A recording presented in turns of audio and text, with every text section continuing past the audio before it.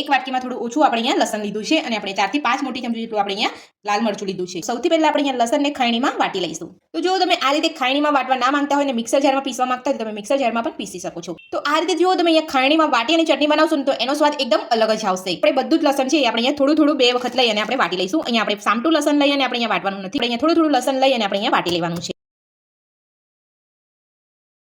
તો પહેલા અહીંયા તમારે થોડું આ રીતનું અધકચરું વાટી લેવાનું છે। ત્યારબાદ તમારી પાસે જે વધેલું લસણ હોય એ ઉમેરી અને તમારે અહીંયા બધું જ લસણ આ રીતે વાટી લેવાનું છે। જો તમે આ રીતે થોડું થોડું લસણ વાટીને અંદર બધું ઉમેરીને લેશો તો તમારું લસણ એકદમ સરસ રીતે અહીંયા વટાઈ જશે।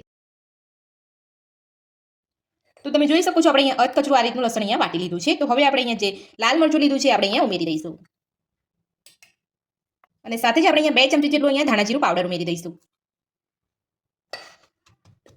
બધું જ આપણે અહીંયા વાટી લઈશું। તો ધાણા જીરું પાવડર અને આપણે અહીંયા મરચું ઉમેરીને અહીંયા થોડું પાછું આપણે અહીંયા વાટી લીધું છે। તો હવે આપણે એમાં સ્વાદ પ્રમાણે મીઠું ઉમેરીશું। આપણે અહીંયા વધારે પડતું મીઠું નથી ઉમેરવાનું, તમે અહીંયા ટેસ્ટ કરીને તમે અહીંયા મીઠું બીજું ઉમેરી શકો છો। તો હવે આપણે એમાં થોડું પાણી ઉમેરીને વાટી લઈશું।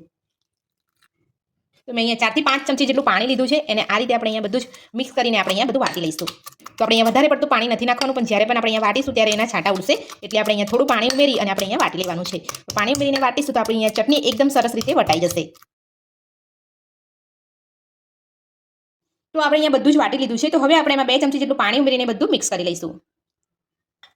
તો આપણે અહીંયા પાણી ઉમેરીને બધું જ મિક્સ કરી લીધું છે। તો હવે આપણે એક પેનમાં લઈ અને આપણે અહીંયા કૂક કરી લઈશું। તો ચટણી બનાવવા માટે આપણે અહીંયા ગેસ ઉપર એક પેન મૂક્યું છે, એની અંદર આપણે અહીંયા પોણી વાટકી જેટલું તેલ ઉમેરીશું। તો ચટણીની અંદર આગળ પડતું જ અહીંયા તેલ હોય છે, તો જ્યારે પણ તમે અહીંયા ચટણી બનાવો ત્યારે તમારે અહીંયા આગળ પડતું જ તેલ લેવાનું છે। તો તેલને આપણે અહીંયા ગરમ થવા દઈશું। તો તેલ આપણું અહીંયા ગરમ થઈ ગયું છે। તો હવે આપણે એમાં નાની ચમચી જેટલું અહીંયા જીરું ઉમેરીશું। જીરું આપણું અહીંયા સરસ સતરાઈ ગયું છે। તો હવે આપણે એમાં લસણ મરચાંની પેસ્ટ ઉમેરીશું। તો આ રીતે તમારું અહીંયા જીરું સતરાઈ જાય એટલે તમારે અહીંયા વાટેલું લસણ મરચાંની પેસ્ટ ઉમેરી લેવાની છે।